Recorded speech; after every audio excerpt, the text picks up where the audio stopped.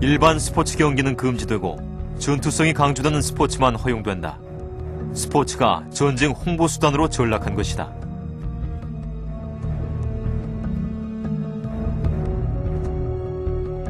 일본 체육협회 내부에서도 이런 움직임에 대한 심각한 논의가 이루어진다. 이런 체육 현실을 이상백은 비판하고 순수 스포츠 정신을 되찾을 것을 호소한다.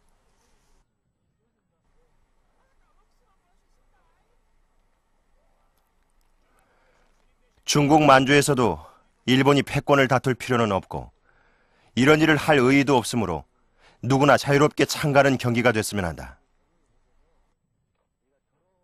전쟁에 돌입하면서 총동원 체제로 되면서 육군의 힘이 크잖아요. 그래서 이제 그런 압력이 이제 거세지니까 많은 글들을 통해서 어떤 좌담회에서의 이야기를 통해서 그것이 얼마나 위험한 일인가 하는 것을 전합니다. 올림픽의 순수한 탈정치성, 순수한 스포츠 정신 이런 것들을 강조하고 그것이 어떤 다른 국가적인 이유로 중지돼서는 안 된다라는 메시지를 전하죠. 중국 대륙 침략을 본격화한 일본은 국가총동원법을 제정해 국가 통제를 강화시키고 모든 인적 물적 자원을 중국 대륙 침략 전쟁에 총동원한다. 스포츠도 예외는 아니었다.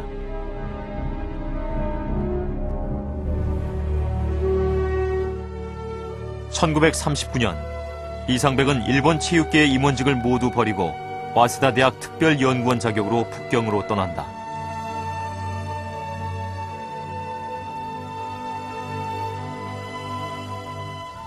여운형과의 운명적인 만남이 시작된 것이다.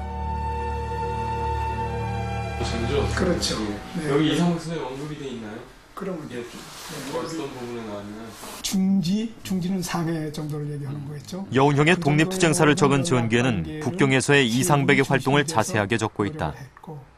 그 중에 이제 불의를 받고 있는 게 이상백 선생이 조도전 대학 파견연구생 그런 명목으로 거기 머물러 있으면서 해외 관계에 대한 동지들과의 연락, 해외 관계에 대한 정보 수집, 또 국내에서 얻어진 모양 선생이 주는 정보를 가지고 독립운동을 전개하고 있는 해외 분들에게 전달, 그 임무를 했죠. 일본의 패망과 조국 광복에 대비하기 위해 여운형은 비밀 결사 조직인 건국동맹을 결성한다.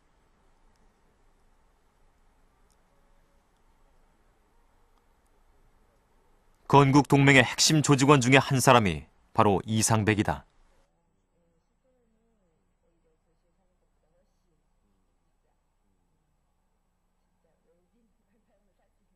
독립운동에 대해서 깊은 동지인 것은 느낄 수 있었죠.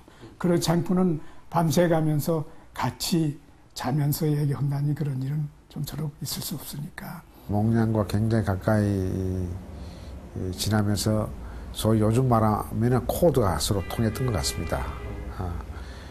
민족주의와 좀 진보적인 사상, 온건한 진보와 이 민족주의적인 그런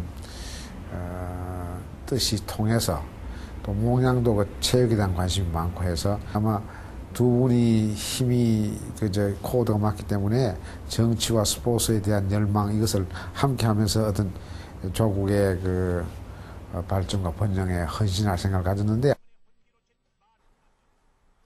이상백은 여운형을 깊이 존경하고 흠모했다.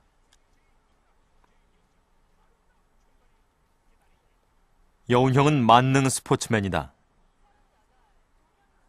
각종 경기를 주최하고 후원하면서 젊은이들에게 스포츠를 통한 조국애와 독립정신을 심어주기 위해 애썼다.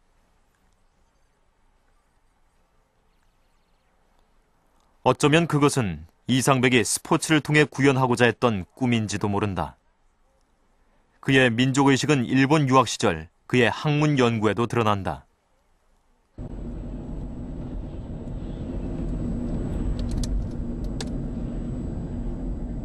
일본 도쿄 문경구에 자리 잡고 있는 일본의 고서적 보존소인 동양문고.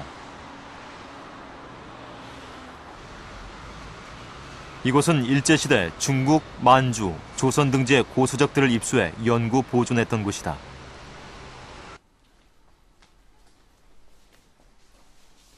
이곳에 귀중본인 조선왕조실록 영인본이 소장돼 있다.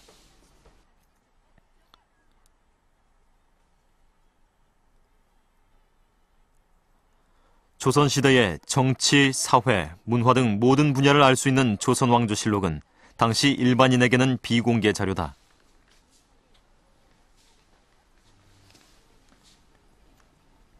역사학에 관심이 많았던 이상백은 와세다대 동양사상연구원의 신분으로 조선왕조실록을 접하고 연구에 몰두한다. 소화 5년 7월이면 1930년.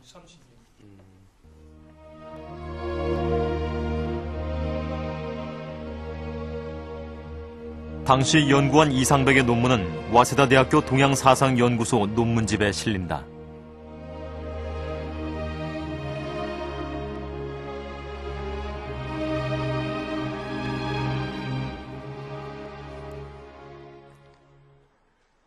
그의 논문은 조선의 건국과 신분, 사회 지도에 관한 내용들이다.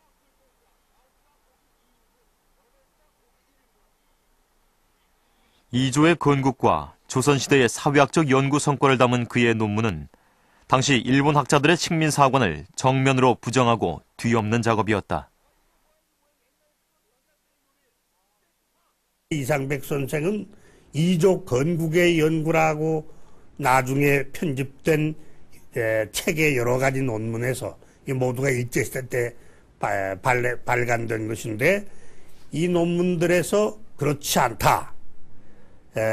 고려 시대로부터 조선 왕조 시대로의 조선의 건국은 커다란 사회적 역사적 발전의 결과이다. 이것은 동아시아에서 15세기에 조선 문화가 세계 정상의 문화의 하나로 접근하도록 만든 근본적인 사회 변혁 발전이었다 하는 걸 아주 실증사학적으로 자료를 가지고 명쾌하게 증명을 하셨어요.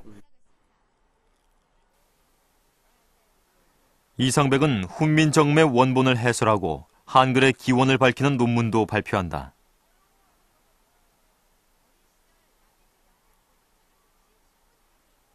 한글의 과학성을 논리정연하게 증명한 이 논문은 당시 학계를 놀라게 했다. 애국적인 입장에서 이 논문을 쓰셨는데 이 훈민정음 창제 이전에는 한글 훈민정음은 파스파 문자네 무슨 문자네 하고 모방설에 의해 설명하던 것을 훈민정음의 자모는 완전히 언어학적으로 발음기관의 변동 형상을 취해서 그걸 추상화시켜가지고 알파베트 자음 모음을 만들고 그리고 이것을 완전히 소리 글자로 조립을 해서 매우 창의적일 뿐만 아니라 세계에서 가장 과학적으로 만든 문자라는 걸 1942년에 증명을 하셨어요. 식민사관의 극복은 이상백이 학문 연구에서 구현하고자 했던 것이다.